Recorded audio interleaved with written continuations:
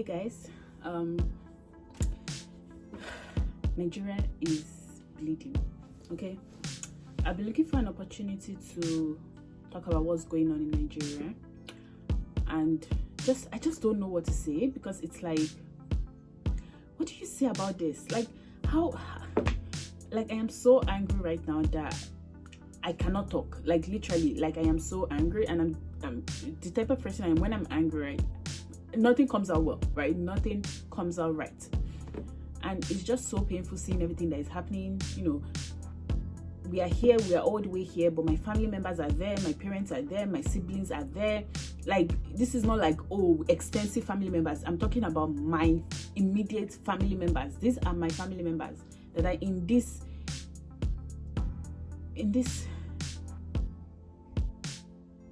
situation right now. And all they asked for, all we were asking for, is for them to end SARS, right? All we asked for was for them to just end SARS. That was what was requested from them, right? That was what was requested from the government.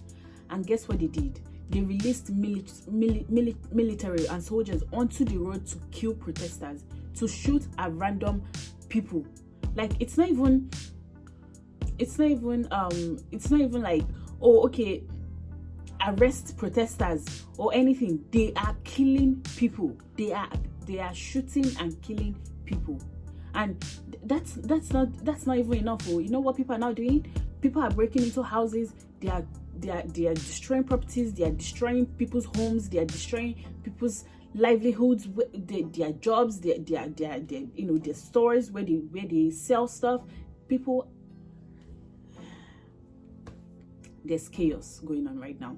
There's a lot of chaos, and just thinking about the chaos, it's very difficult for you to concentrate on anything else that is happening, because this is happening in your own land. This is happening in your own country, and I'm not there right now, and I'm not experiencing it firsthand, but I am feeling what they are feeling, right? I am feeling what people are feeling, and it's a scary time. It's a scary time, and I just pray to God that all the people that have been killed, right? All the people that have become victims of this situation that is going on right now, I just pray to God that whatever sin that they may have committed that will not let them see the kingdom of God, I just pray to God that God forgives them of those sins, and just let them have peace even while they are dead. Let them have peace even while they are dead, because the land that he put the people on, it didn't give them peace. The people are dead because of this government that is meant to protect the people, right? Whatever it is they may have committed, whatever sin it is they may have done, they may have committed, whatever thing it is that will not let them see the kingdom of heaven, that will not let them have peace the rest of their lives for eternity. I pray that God forgives them of that sin and shows them mercy, and shows mercy, because that is what we are asking for right now. That is what we are asking the government to do, to show mercy to its people. Its people. At the end of the day, there is no country if there are no people. We are asking the government to show mercy and be considerate. Are you not human? Like, how can you come out and claim that no one died when we literally saw people on social media dying, taking their last breath? People are taking their last breath and they are being shot. I'm at work right now, and I can't even focus on what I'm doing at work. Like, it's, you guys, I would just like to encourage that. I would like to encourage people, because I'm trying to think of what to do. What can I do? What can I do from here? I don't know. But I'd like to encourage people, right? Like, to learn first aid, right? Learn first aid. People don't have to die, okay? People don't have to die. They can decide that they are going to kill people. They can shoot at people. But if there is anyone that is still able to, that we are still able to resuscitate, if there's anyone we are able to resuscitate, then let's try our best to resuscitate people. Initiate CPR, start CPR immediately. And if somebody is shot and you're around the person, you're in a safe space where you can start CPR, right? Even if you are trying to save people and resuscitate people, always know that your safety comes first, right? Before you start CPR, and that's the basic thing they teach you during learning, when you're learning first aid, right? Always make sure that you are going to administer the CPR, you are in a safe environment, okay? So don't just go in the middle of the road and start the CPR, okay? If you're in a situation where you are in a safe space to start the CPR, then please start administering CPR. CPR is cardiopulmonary resuscitation. Give people CPR. Let me just confirm how many compressions you need to do.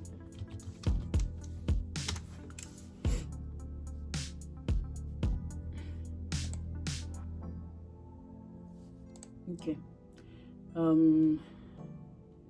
Okay, so so you need to perform at least 30 compressions, right? 30 chest compressions, and where you want to be pressing is this area of the chest, right? So you press, because this is where the heart is, right? So you press and give as hard as you can go, guys, as hard as you can go. Give 30 compressions. 30 compressions. If it's not safe for you, don't put your mouth on the person's mouth. So that is like the least thing you need to do. That is not as necessary as the chest compression itself, right? So give chest compressions. Give at least 30 chest compressions, and don't stop, guys.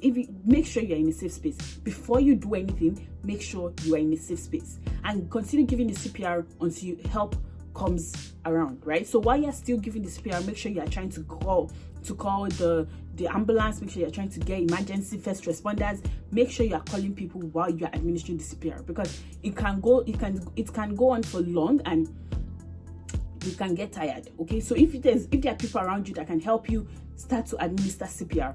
If there are bullet wounds, if there are bullet wounds and the person is bleeding, stop the bleeding. How do you stop the bleeding? Just make sure you tie the wound area, right? It's if you have a tourniquet, right? So just tie the wound area and look for entry and exit wound. From what I saw, look for the wound that is worse. So which one is severe? So is it the entry or the exit wound? So treat those areas and stop the bleeding. You need to stop the bleeding. So don't dig in the wound. Don't dig in the wound to try to find the bullet. It is not our responsibility to do that. So just stop the bleeding as much as possible before you start the compression. Because if you are giving CPR, when the heart pumps blood again, there's going to be loss of blood, and the person is still going to die. Okay. Let me just answer the phone. Okay. So initiate CPR, and the chest compressions start. Just make sure you're in a safe environment for yourself, right? Because while you're doing the CPR and while you're doing everything, make sure you are also safe, because if you are there, then it's more bodies on the floor that needs to be resuscitated. So I don't know.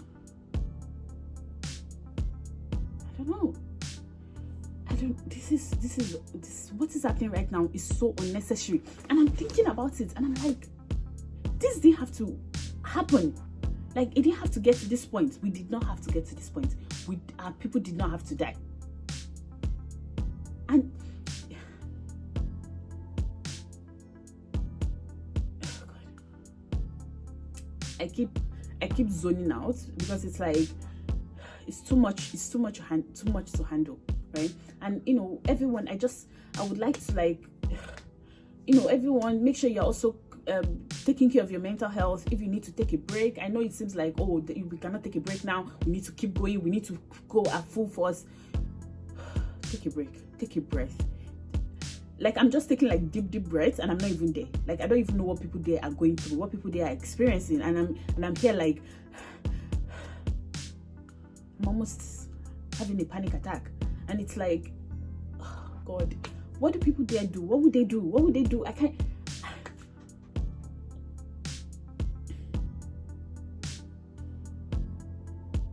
You guys, please make sure I don't even know what to say. Like, take care of yourself. Be safe. Take care of yourself. Be safe. Because the world is the whole world is bleeding. This is not even Nigeria is bleeding. The whole world is bleeding. Did you hear what's going on in Congo as well? Like, oh God, my head. I'm having like this bad headache. I can't even sleep well. I woke up this morning and the first thing I did was call my parent, because I'm like, okay, let me make sure my family is fine, okay? Because like,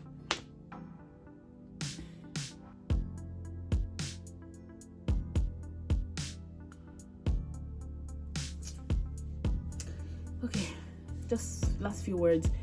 If you are in a situation where you can assist or resuscitate someone that has been shot, is unconscious, the person is not breathing, start chest compression. You need 30 chest compressions, right? You need 30.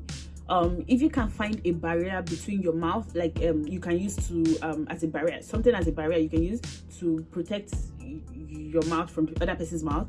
Yeah, use that. Put that on the person's mouth. Make sure the person's nose is also lifted, right? So it's not like all the way down. So make sure the person's nose is lifted while you're giving the breath, right? So just raise the head, raise the jaw, right? So raise the chin while you're giving the breath. Okay.